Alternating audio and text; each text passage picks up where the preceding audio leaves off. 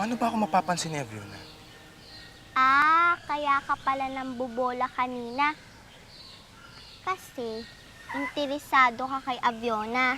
Sige, lakasan mo pang boses mo, pwede? Di pa kasi naririnig ng mga taga-Tierra Fuego eh. Nako, good luck. Si Agilus lang ang laman ng puso nun, no? Kasi naman, gwapo na, matapang na, marunong pang lumipad. Ikaw, maitim. Sabi nga ni Gabriel, madali ka daw himatayin kapag natatakot. Wala ka pang pakpak. Bakit? Gwapo naman ako, di ba? Kahit isa sa tatlo, pwede na yun. Sige, sinabi mo. Magaling, ngas-ngas. Konting sanay na lang, pwede ka nang mahanay sa mga mandirig mong mulawin. Salamat, salamat.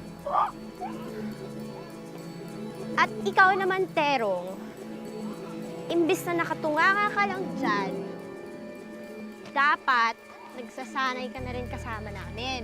Pero Aviona, tulad nga ng sabi nila, I'm a lover, not a fighter.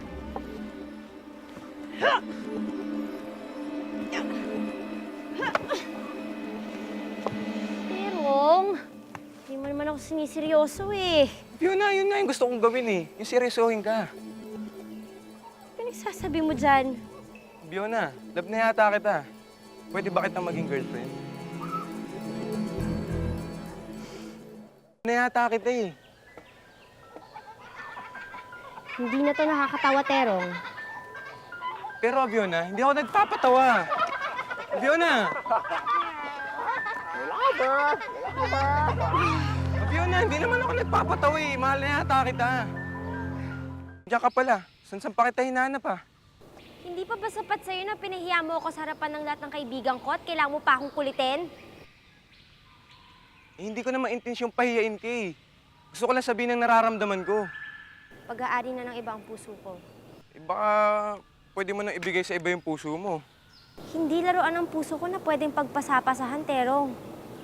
Ikinalulungkot ko. Pero imposible ang sinasabi mo.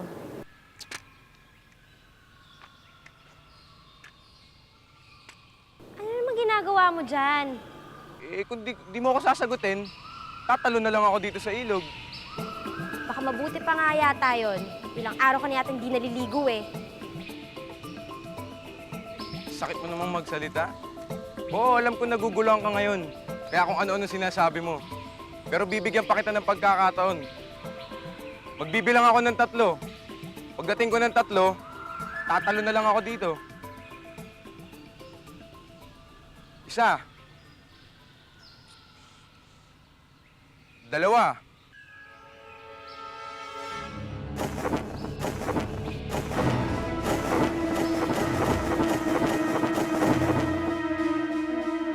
Tatlo.